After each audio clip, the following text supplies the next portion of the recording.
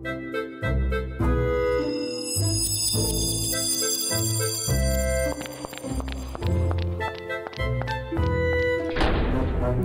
to Puzzling Company, your home for at-home puzzles and mysteries. Here are your hosts, Jared and Zach.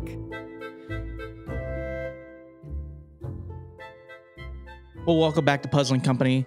It is Zach, and always with me is... It's Jared. Hey, Jared. How are you doing? I'm a little sad. Why? This is the last episode of the season. It is, but I think it's been a great year, and I'm excited for the next year, which... I am too. I'm just like... There's a little bit of melancholy with the real... At ends. Sure. You know? I don't know when you wrap something up. Oh, agreed. It also, for some reason, you're making me think of like we're in high school and I'm watching it like a video presentation that's like the 4 years you're in high school and everyone's like all the memories. That's what you're making it feel like, which it is to a degree, but it's just funny. Cue the vitamin C, the old 90s montage. I just think of the Time of Your Life song. It's just that's the Green Day song. Yeah, that's another good one. But yeah, this is a little bit different of an episode, just like last week's. This week we are not covering a game, but this will be our year in review. Yes. The best way to explain this, I explained it to Jared that I wanted to do kind of like a YouTube rewind of Puzzling Company. So this will be kind of a very conversational episode. This will not really be asking a lot of questions or covering any game. It will be just a nice back and forth to discuss the year. There's a lot that we really enjoyed, and I thought it would just be fun because I think a lot has changed in the year, and we're excited for what's coming next. Yeah, and I think we're putting this show in kind of two parts. This one that we're about to start, we're going to be talking about exactly what Zach said, and then we're going to take a little break, come back, and talk about some of the exciting things that we have coming up in 2022. Yeah. So, Jared, this is going to be interesting. Like I said, we don't really have a lot of questions. It's just going to be a nice discussion. Yeah, we have a very lined out script for what we're about to talk about. We're riding wild today. Well, we have an idea what we want to talk about. Sure. But we don't have it scripted out like we usually do. I guess I'll just start off. It was a great year. We covered a lot of games. We will have a total of 48 episodes for the year? 48 episodes covering, I think, somewhere around 60 to 70 games. Yeah. Yeah. Considering that a year and a half ago, I had played 0, playing almost 70 in a year is pretty crazy. It's true. And it's just interesting to think of what I played before this podcast and then pick it up with this podcast. Oh, yeah. Yeah. It's been a really cool journey. Yeah. So I guess what would be fun is to start back when we first started and then kind of tell a story of that. And then kind of go through the year. So for people who don't know me and Jared's backstory, we discuss this a lot sometimes on the show. I work for Jared. I do at the escape room. And I've known him for almost 6 years now? Yeah. And one day I kind of went to him and I was like, hey, I want to do more with this, with the escape room, or kind of just, I wanted to be bigger. Because I've kind of been in a part of my life where I had some stuff kind of set up, but I hadn't really known what I wanted to do more in my future.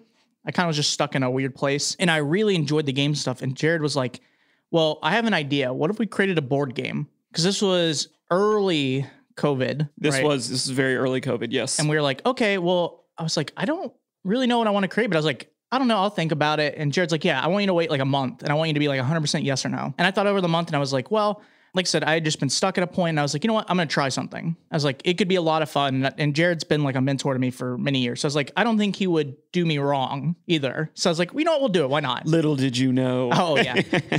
So the first game that we ever played was Soup. I cannot tell you how much I loved playing that game. It was hilarious. We actually just talked to Jen recently, as well as we obviously talked to Angela. Yes. And it's so crazy to really think that Soup was one of the reasons we started all this in terms of anything. But we were going to create the board game, and then we played Soup, and Soup just made us realize wow, these games are cool. They're insane. I don't want to explain one of the puzzles in case someone's here not played Soup, but there's specifically a puzzle that involves a fire that I just super enjoyed for the first time. It was my first time seeing that style puzzle. And I was like, wow, okay, these could be a blast. And so we were like, well, maybe we shouldn't make a game. What if we were cheerleaders? He's like, because I think we found some amazing people who create games for one person, for 100 people, for thousands. And they just deserve recognition. The way I think about it, when I think about it early on, is I feel like we're in the same position as a lot of our first-time game creators. And I think we found a lot of solidarity and understanding, especially our newer indie creators, that we were all getting in this at the same time, right? And when we did Soup, I remember thinking like, why would Angela pick up or answer an email back to come on our show? Like, Puzzling Company is brand new. We don't have any listenership. We don't have credibility. Yeah, we don't have any credibility. We're just two passionate people that want to put a quality product out into the stratosphere. Like I said, like a lot of our game creators. That first month of people that were willing to come on our show and send us their game and give us their time, I'm still blown away by their generosity.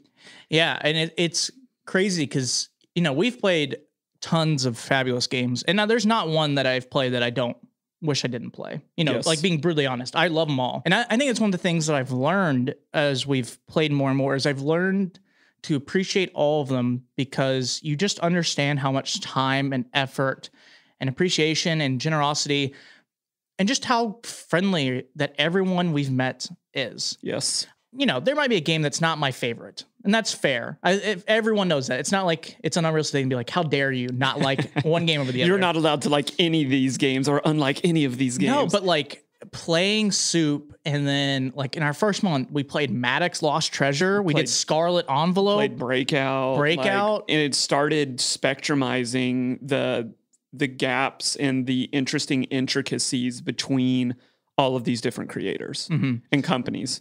Yeah, it was just so unique. And I remember meeting all of them. And one of the things that Jared will tell you is we were both very awkward at first, and specifically recording. Nothing is funnier than re-listening to our old episodes because you can tell how awkward we were in terms of like trying to figure out our flow, who would talk more. Like, one thing, if you don't know, and you'll hear this sometimes on the podcast, Jared is very much the outgoing, talks a ton person. Not in a bad way. He does it. I mean, one of the things I love about Jared is that Jared is someone that can communicate with pretty much everyone, and he makes it very easy. While I'm more conservative, I guess, with my speech. Reserved, yeah. Yes. I guess I'm more reserved with my speech, and I feel I'm more socially awkward, I guess, than Jared is in terms of like meeting someone the first time, just because I feel like I have to be more comfortable to start really discussing or being more open. But as time has gone on, we've just met more and more people that makes it easier. Like what's fun is that a lot of the interviews that we've done lately, I've been a part of. It's even though I'm not as much as Jared is, it's still cool, like realizing that, hey, like I've met some awesome people. We've had some 5-hour conversations with creators, like having Amy and Mark from Trapped Takeout and doing the Taco Tuesday. That was fun. We had that was a long conversation. That was like a 4-hour conversation. That was like just like let's nerd, like, oh, we're all really cool. Let's nerd out for a really long time. Like getting to talk to Anna and Lisa from like Scarlet Envelope a lot. Angela's great. Like, I mean, obviously there's so many great creators. Yeah. Ron from Legend Games Maps. That guy, if he doesn't know how much I appreciate him, he should know that. He rocks. It's just so warming to know that I feel welcomed. It doesn't feel like we're trying to do this thing and it's like hesitant or, you know, it's like awkward. We're going to have to like break through walls. We do in some ways. Like every business, you have obstacles. But it just feels so like for someone who's never done these types of things in the last year to doing a bunch of them and meeting all these great people, I've not met one person who hasn't been inviting. Yeah, I mean, I don't know another way to say it. I just feel really blessed and honored by the lineup of people that agreed to come on in year one. Like, I'm trying to put myself in the position of like, okay, who, like, if I message me, like, who are these guys? Like, I'm thinking their business things. Like, is this really going to benefit the show? And then for a majority of these people to be kind enough to send us their product in goodwill, it really framed for Zach and I like the quality that we demand from an episode from us. Mm-hmm.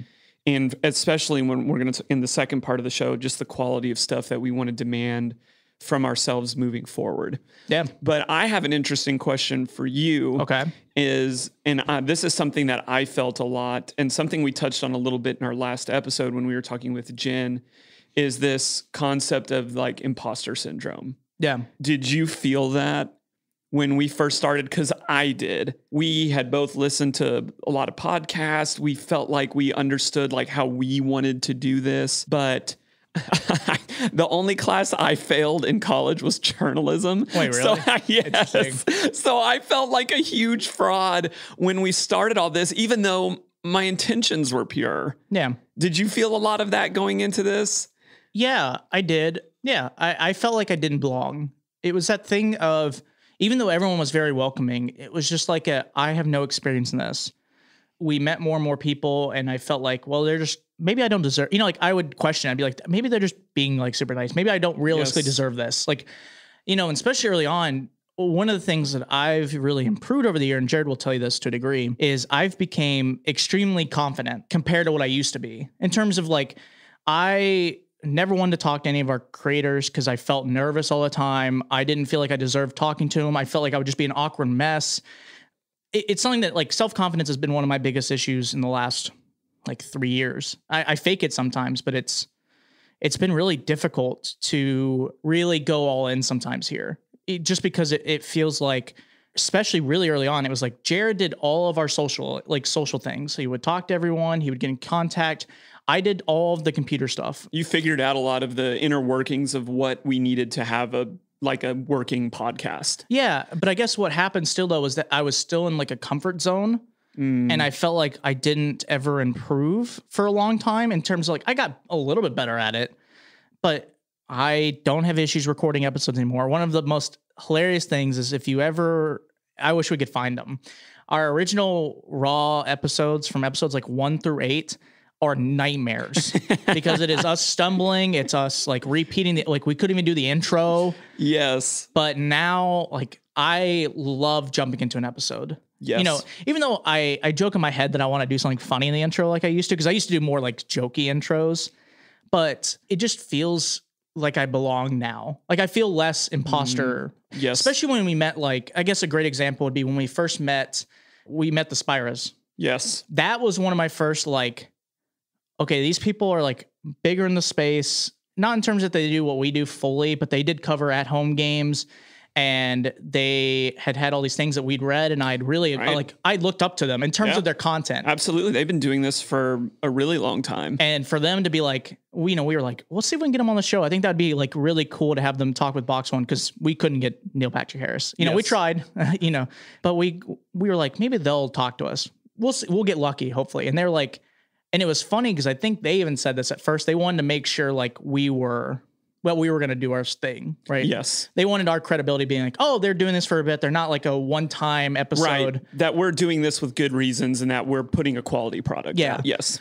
But they were super generous, and like one of my favorite conversations of all time is that episode, just discussing Box One and then the community as a whole in terms of what's coming, what the future looks like, games we're excited about. Yes. And crazy to think of how we've all grown, like how their stuff is going, how their podcast, the Reality Escape Pod, how that stuff's going for David. Yes. It's just cool. I think also what you're getting at is like, we're not here without the help of people beyond the creators that helped us as well. Yeah. Because one of the big things that I'm thinking about on a number of different levels are people that gave us critical feedback or people that gave us opportunities. Yeah. So like I'm thinking of, we had a number of emails starting off just from people that gave us a chance to listen to us to say like, hey, you guys are doing so great. I'm really enjoying the show. You should think about doing this. Or you should think about doing this. One of the main ones that I remember is from Victor. Yes. Victor sent us an email. If you guys don't know Victor, he is one of the owners of Sherlocked and does Meebo Island, if you're familiar with that game, that online game. But he emailed us and he, in the coolest way possible, just empowered us to say like, you guys sound great, but I want to see more confidence. Like you're covering yourself a lot by trying to like just say what you need to say. I'm interested. Like you've got me. And things like that and encouragements like that. And we had a host of them, people that would say, hey, I'm listening. What do you think about this game that reached out to us? It emboldened and it empowered us going in and it made us stronger. The other thing is people who open doors for us. Yeah. I can't, especially as the one who's constantly reaching out to people. I'm so blown away that people would just meeting with us for an hour, getting to know us, that they'd be like, oh yeah, I'd love to get you in touch with so-and-so. Or yeah, I know somebody in that organization. Here's their email address. You should contact them. You would love, like, because when you start something like this, or when you start anything, you feel like you're in a world of closed doors that you have to kind of go knocking on and door to door, and you don't know who's going to open or who's going to give you the time of day. And we ran into a lot of, doors with nobody behind them or walls that were in place to keep people. But by and large, I'm sitting here at the end of year 1 and I'm looking at year 2 and I'm like, we've opened a lot of the doors that I was hoped to get into for the second year. And that doesn't happen without the encouragement. It also doesn't happen. A lot of this doesn't happen without some, I'm going to call it unknown kindness for our original studio. Oh yeah. The OG studio. So we started in a co-working space that had a brand new podcasting studio on it. And I don't know how much Zach knew about this, but my story to Zach at the beginning of this is just roll with this. Like, I remember this feeling. Yep. Like, I know the guy who owns this entire building. He's chill with us being here because we're kind of messing with the equipment a little bit. And that welcome wore itself out before Zach knew it did, is a good way to say it. Fair story. Yeah, that's a good way to put it. It was kind of that thing of like, we were there to like test out stuff and kind of we were allowed to like try it out. And we kind of stayed our welcome a little bit. But it was more of a thing that Jared kept telling me it's okay. And I was like, well, it kind of feels like it's not. But it ended up being pretty funny because eventually they did basically tell us like, yeah, I think your trial session is done. Well, we'd like you to pay you got to know that story. So we're mid-recording. Oh, geez. And the owner of this, I mean, he's a millionaire that owns this place, walks in and it was like, what are you guys doing? And it was one of those like, got caught with your hand in the cookie jar type of moments. Oh, we're doing nothing. We're shooting an episode. Like I tried to schmooze it and play. Oh, we're shooting an episode. Come on in here, man. Like, and he was like, and then kind of started digging into the details of like, how long have you guys been doing this? And we were like, maybe like 12 to 16 weeks we've been in here doing it. 2 or 3. And he was cool about it, but he's like, I think it's time you guys start paying for a membership here. And we were like, I think that's probably fair. But even that I count as a kindness. I live on more of a ask for forgiveness rather than permission. You don't say. Which is the opposite, I think, of how Zach fundamentally operates. Oh, yes. And, you take some risks sometimes. And even the guy that owned that place was kind enough to not get too mad at us for stretching out our stay at that podcast studio. But we learned a lot from it. Yes. As well as when we eventually created our own, like we have our own setup here in our office. I took a lot of the things that I found very good and implemented them here. Yes. And the things that they didn't do well. So, and I don't mean that against them. It was just that thing of like, it wasn't our equipment, so we could mess with it a little bit, but I was like trying to learn how it all worked. But it was fun because it was fun. I'm going to call it theory crafting, what I wanted to do with my like setup. So we eventually were able to be like, Jared was like, okay, Zach, you're more of this. I want you to like, tell me what we need. And it was fun being like, this is my Christmas. I get to pick all the items that I love. Here's a budget, go. And I was like, okay, well, I want the Rodecaster Pro because it's my baby, and I want these mics because they're great. If you guys should all know this, if Puzzling Company ever goes through, I take all the equipment just because I love it. Yeah, if this ever falls apart, Zach has already claimed I've claimed all the equipment because it's mine. Jared doesn't even know how to work it. I'm kidding. He does now, but I can try to hide it. But anyways, no, it was still like, that was a lesson alone, but it did open a lot of doors. Like, we did a lot of our trying out stuff there. We learned a lot. And then when we were able to come into our own space, we were able to take those experiences and build on them. Yeah. And get more confidence and be able to have our own schedule. We didn't have to like travel like across town to go meet. We just do it in our office space. Ask for security cards that we weren't necessarily supposed to have. Yeah. If you want to wonder how serious this got, that will answer it alone. Anyways, but no, like the beginning of the year was crazy for me. It felt it felt really weird. Like doing all that stuff is funny now, but back then it was like, I don't know how like realistic this actually is now, and I kept trying to be like, I'm going to go all in, but I was hesitant about things. And to build into it now and be like, if I would have told my like year ago self, like, hey, in a year, you're going to play like 70 of these games and you're going to meet tons of great creators who are just very nice, and have some of the best months of my life in the last few years. I mean, I would do this all over again. I would take all those awkward sneaking into the podcast space. Sneaking is such a strong phrase. Okay. Yeah, whatever you want to put it as. Forgiveness. I use the word stretch. It was a stretch. Yeah. And it all worked out in the end. Oh, for sure. But yeah, I think to kind of wrap up what we're saying here is to everybody who was a part of the show in small or little ways, in giving or receiving or helping or pointing or directing, thank you. Yeah. We're so excited that we did not make a game. Yeah. And that we got to meet and grow relationships with all of you in hopes of making this more accessible and interesting to the general public. I still hold on to that as our goal is, if it's just, puzzly people sitting around talking about puzzly things, that's great. I love it. That deserves its own podcast. But I am determined to get this out to more people just because I love the creators and the creators that much. They're such wonderful people with amazing attitudes and wonderful stories. And what they are making is that good that I feel not a burden, but a responsibility to help get the word out for that. Yeah. It's also a thing of like, as an example, going into it, I was like, well, we discussed like after a year, if this isn't like what we both thought it would be, or even quote unquote profitable, which I'll be brutally honest, it's not profitable for us. This is in our free time, we use our own money, but at first I was like, well, after a year, if we don't see anything from it, we were discussing like, well, we might just be done. Like if we realistically thought after a year, we weren't going to get what we wanted.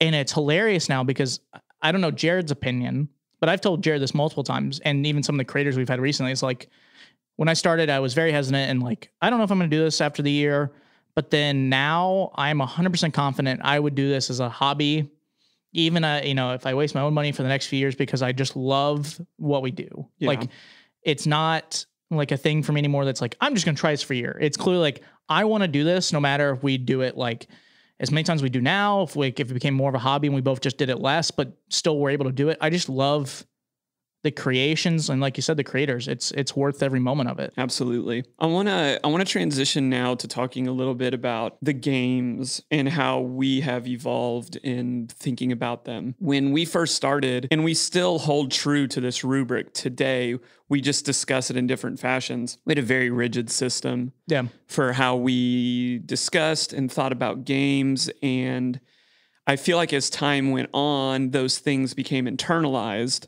Mm-hmm. But do you think that you have changed in regards to how we give feedback about the games? Or would you go back to games played earlier and maybe rate them higher or lower?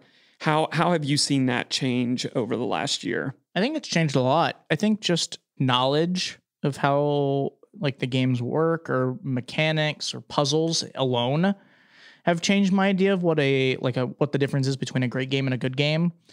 I think if I go back in time, I wouldn't say I would change much in terms of like, I guess if I went back and only changed rating, it would be fine. But I love the experiences we had. Like how we graded it back then was more rigid. It was very much like, this is all we really look for. And we would discuss a little bit if it was different from that. But now I feel like we talk about everything. Like it's fun that I used to be more about, oh, it had to be specifically this style. I never thought about narrative really early on. It was mostly like, oh, was this puzzle fun? Or, like you're like, as people know, you're more of like the tangibility person of us two. While I'm more like puzzle hunty as well as like narrative based. But like I was like, at first I was like, okay, well, only games, knowing that we played like Maddox Lost Treasure, like examples of first few episodes, Maddox Lost Treasure, Soup, ASPMC, those. I had kind of figured out what those either had in common or not in terms of like what I thought was good or bad at the time.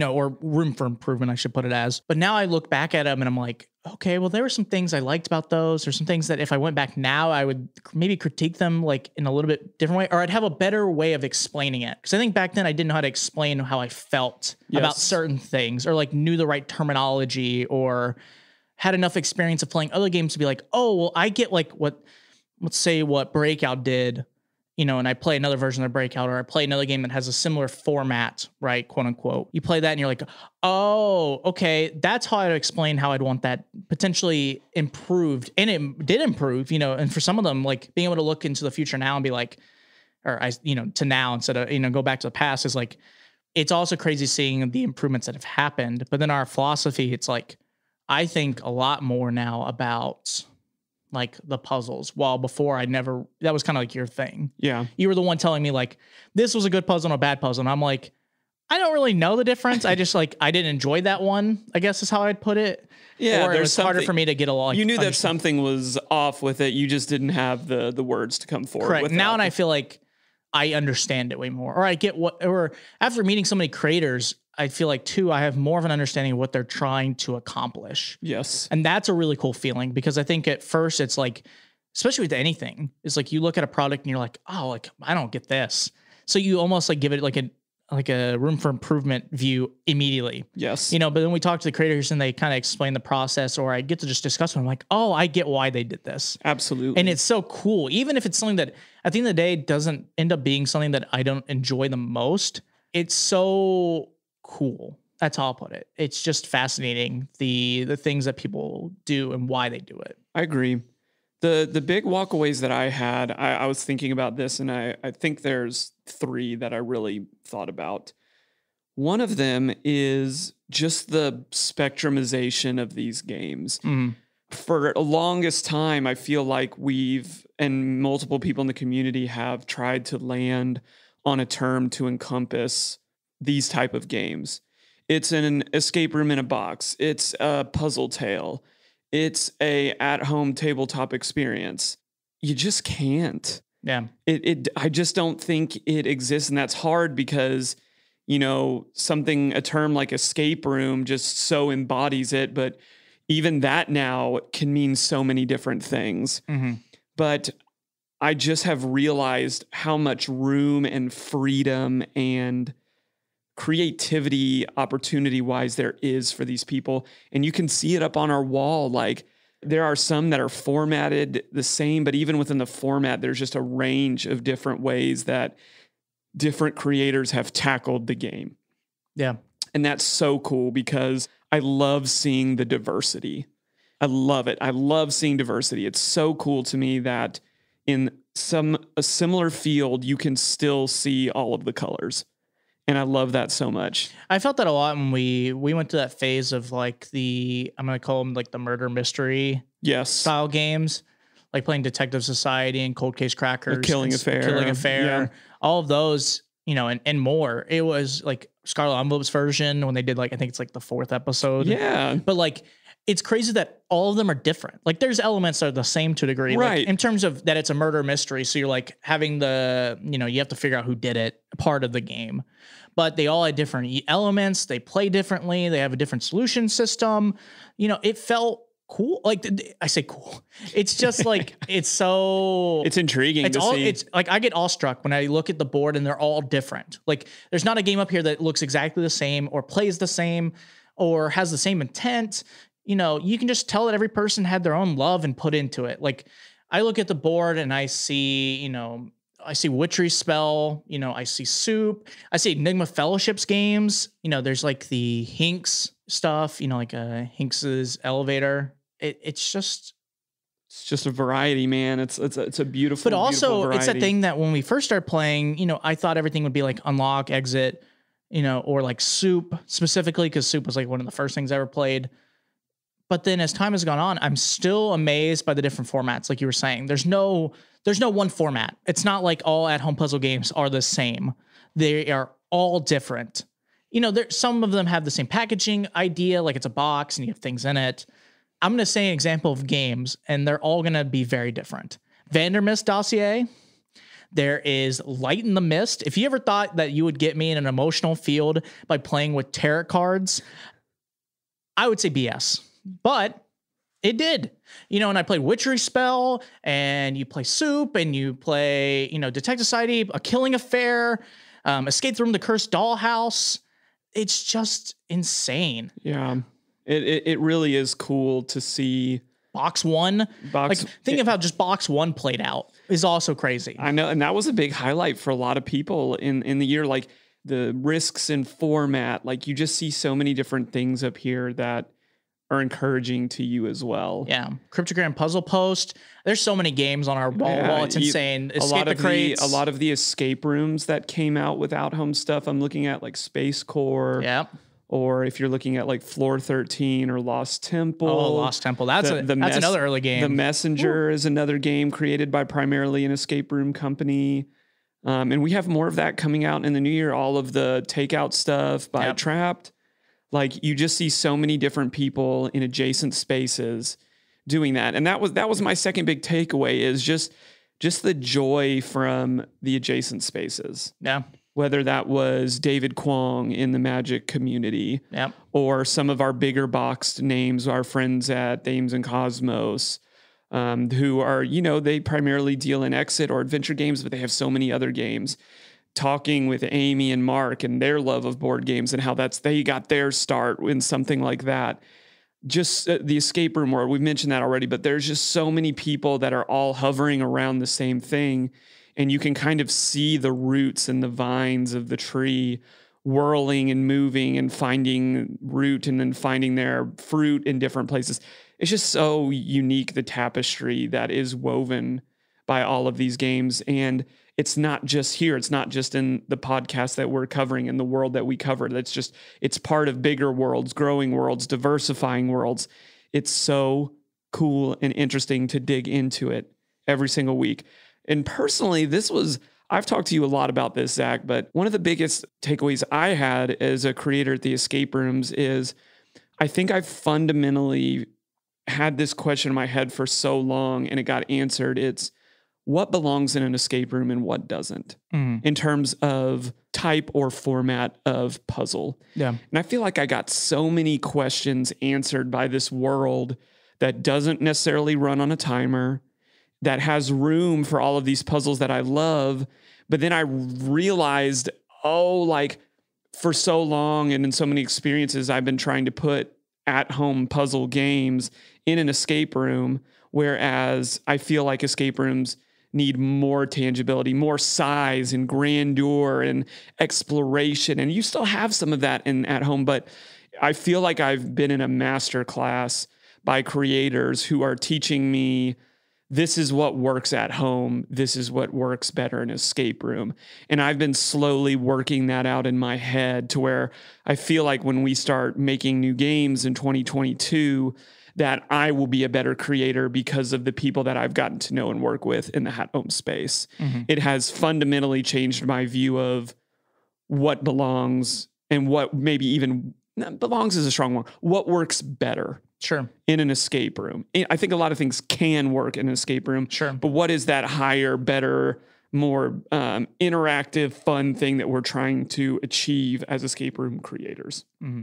Zach, last thing I want to talk about in this section is, as you look back, we've already thrown out a lot of games, but what stood out for you this year in terms of the games that we played? And I want to be very careful. I'm not asking you for like your top 5, top 10 list. I don't really want to do that or feel like we need to do that. I agree. I don't. But I'm not a big fan of that stuff. What were some of the moments, I guess, that are really memorable to you this year that stood out to you in terms of a creator that we met or a game that we played?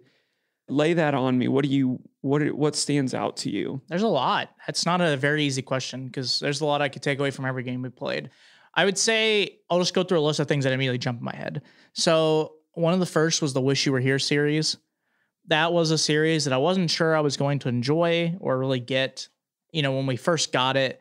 But when we went into it and played it, I found that was my cup of tea. I balled out, as they say. The tougher puzzle hunty puzzles. I did. It was just one of those things that I had felt like when we played a lot of games that Jared and I, like, we did well together, but I felt like sometimes Jared did more of it.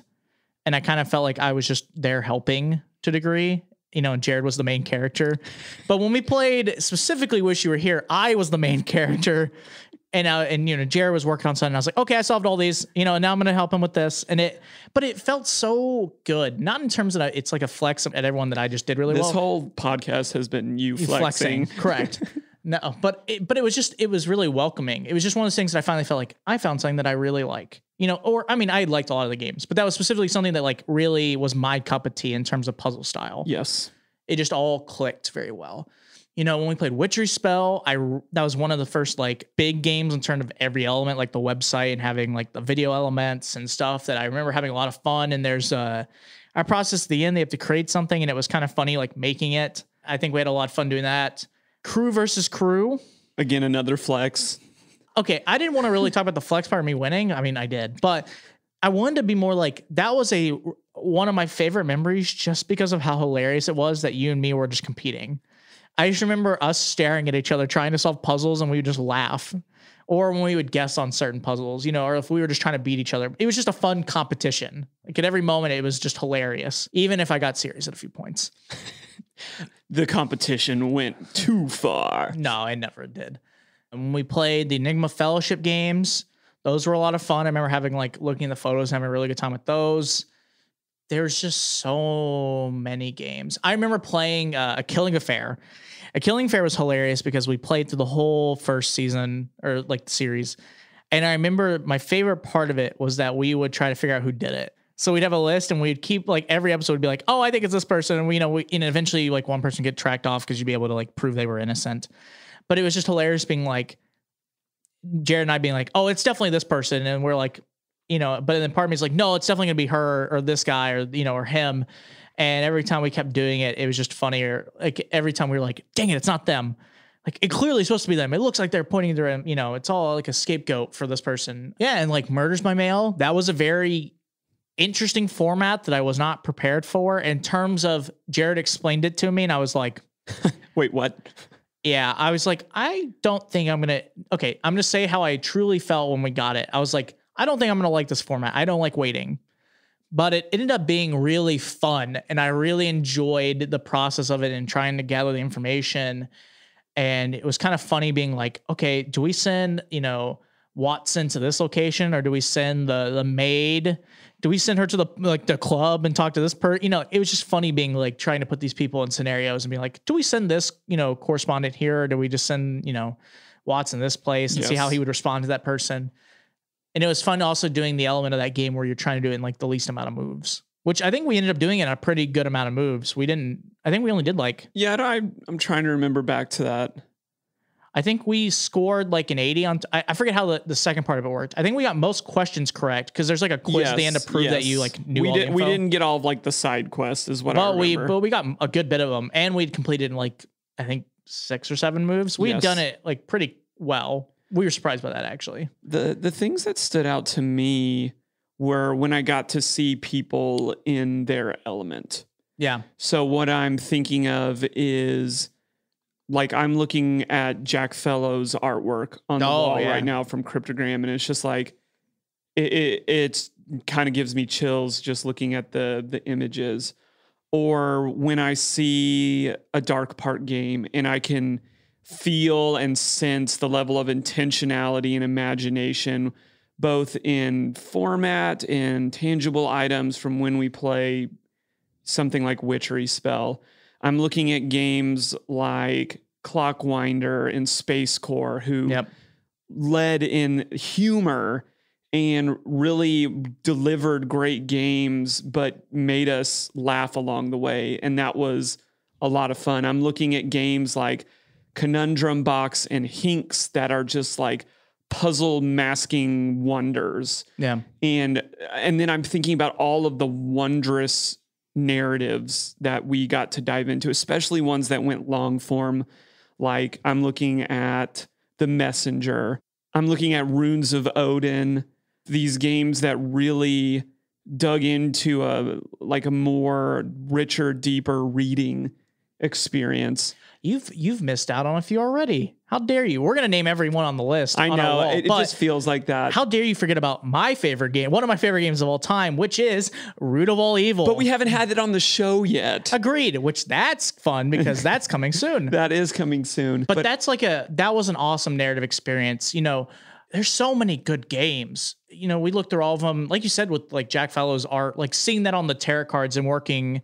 Yes. Those were really cool. And it's just crazy. All the Scarlet Envelopes, like how cool that format works, that they change every episode. Yes. When we first played it, we thought maybe it'd be the same, and every one became different.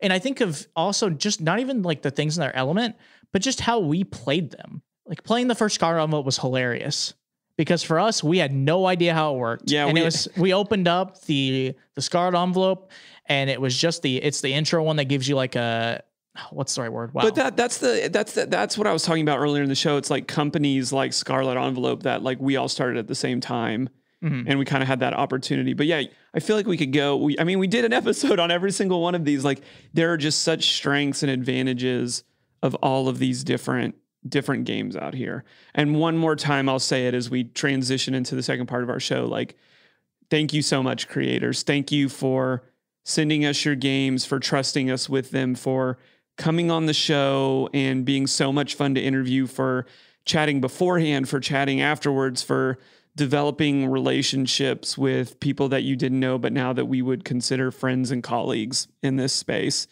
We can't wait to meet more of you in season 2. We can't wait to have so many of you back as well to try out your other creations. We cannot wait to tell the world about the stuff that you guys are doing. So thank you so much. Mm-hmm.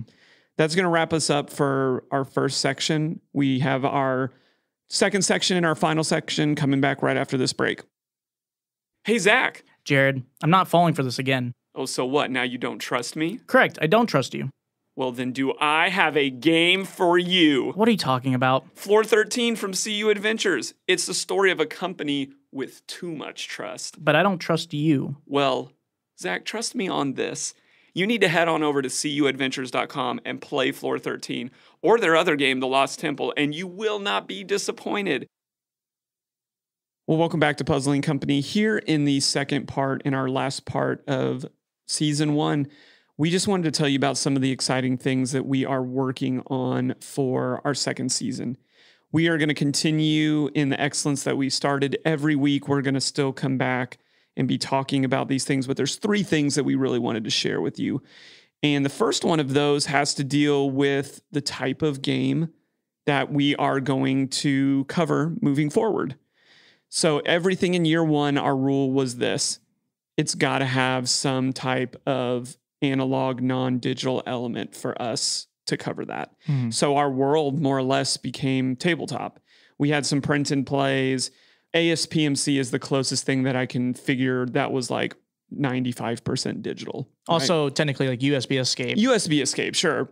That was we counted the USB the USB and the note that you got at the beginning as our physical element. But moving into the second year, we are going to start to add a couple of things. Digital puzzle experiences. We are going to do some avatar-based games.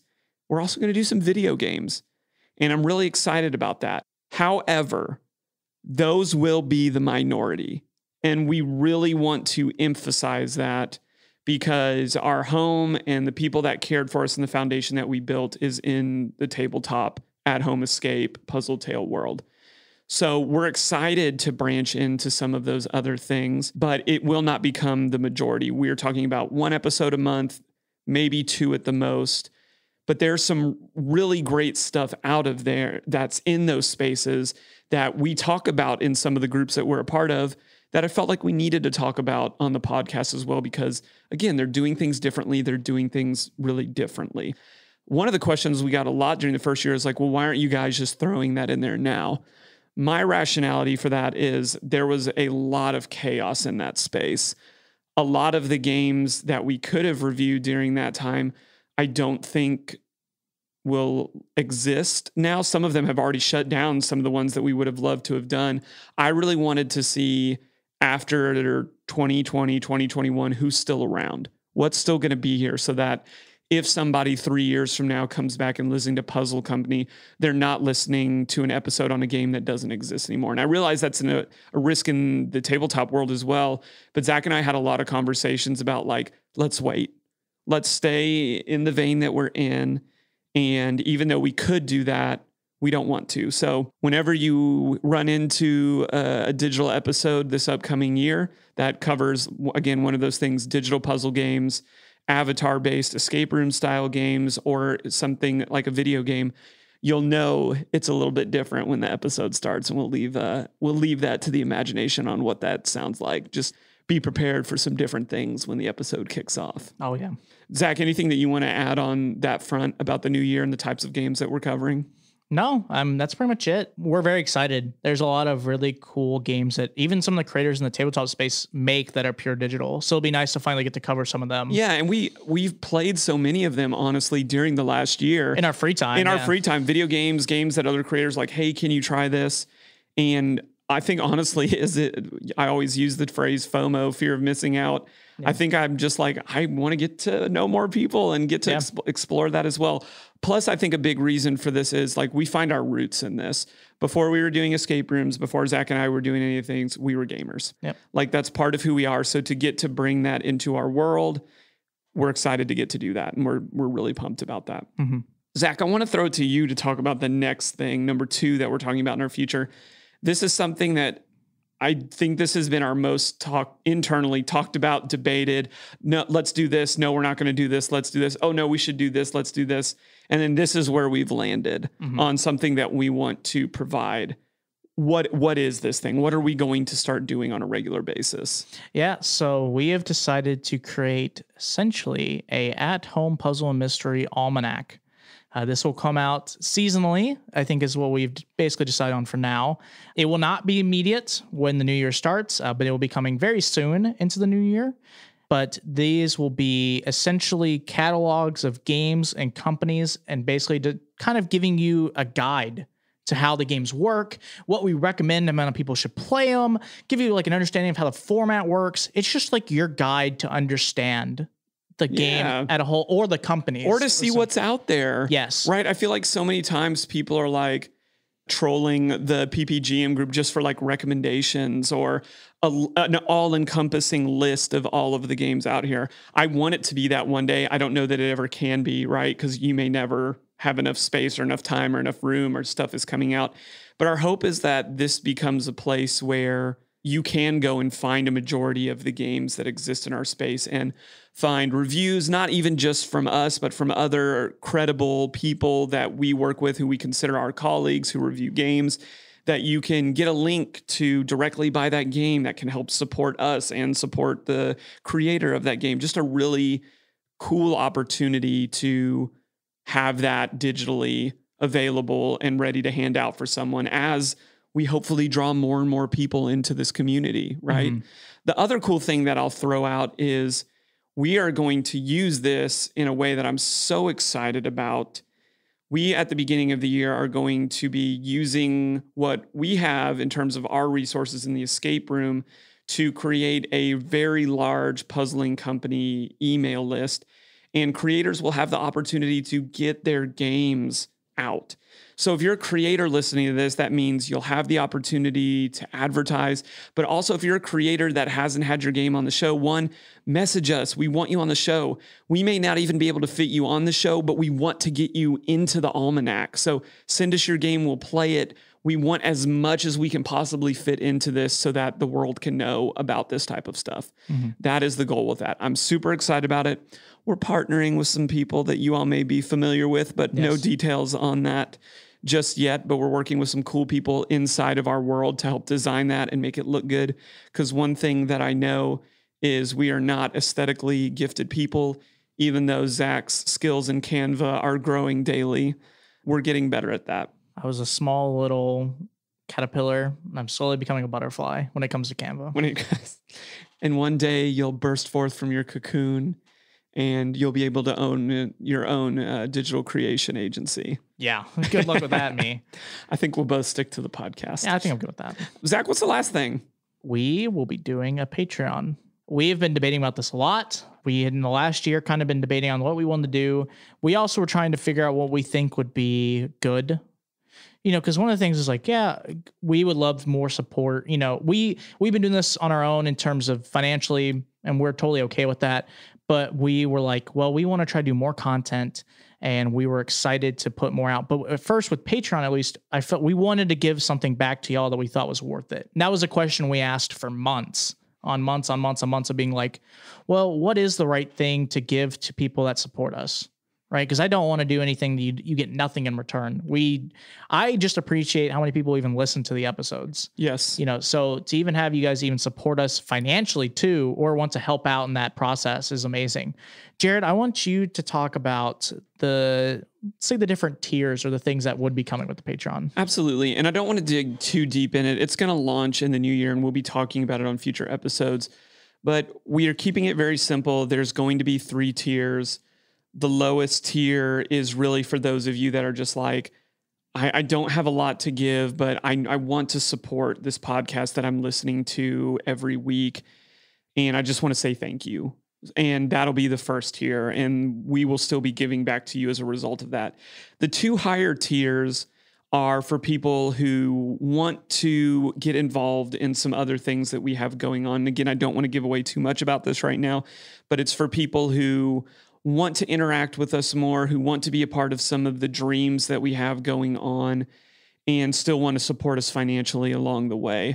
And it's hard. Zach and we've had to get past the feeling cringy of asking people to support us, but that's just the nature of the world that we live in. And if we provide something good, we're hopeful that people will want to support us and bring them along and have them be a part of our journey as someone who is backing us and supporting us. And that drives us even harder to make this even more engaging and better than it already is. But there's going to be 3 tiers. They're not going to be, we don't have like the 50, the 100, and the 150. We've really talked about just the addiction that a lot of us have already in buying all of these games and how much that takes. So we're trying to make this as engaging and as reasonable as possible. But one of the big aspects that we've talked about is we feel like there needs to be more space for the community coming together to talk about things, to play things together, to engage in ways for people who are looking for more of that feel. So there's going to be some opportunities with some cool things that we have planned for that. And that really wraps up what we want to talk about in the future. I know a lot of that was vague, but got to keep you guessing as we go into 2022 and season 2. The big thing we wanted to end on is we've talked about the creators. We've talked about people that have given us feedback. We have talked about pretty much everybody but our listeners up to this point. And we wanted to save our biggest and our best thank you for you. I thought we would get 2 or 3 listeners per episode when we started that. I didn't anticipate that we would have hundreds when this all came forward. And I am going to potentially get a little emotional here. But I'm just really humbled by the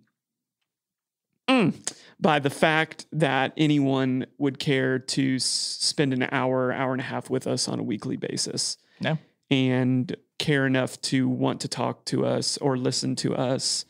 It is a very humbling thing to create something with someone as great as Zach and then to have people care about it. Yeah. And we just wanted to end this season with a thank you and with adoration for our listeners. Yeah. Thank you. Thank you so much. You have given Zach and I such a great gift by supporting us in that way. So we look forward to spending more time with you in 2022. But for Jared and Zach, this has been Puzzling Company. We'll see you next year. Thanks for listening. Find us on social media at Puzzling Company and online at puzzlingcompany.com. Check back weekly for new episodes. Until next time, keep puzzling.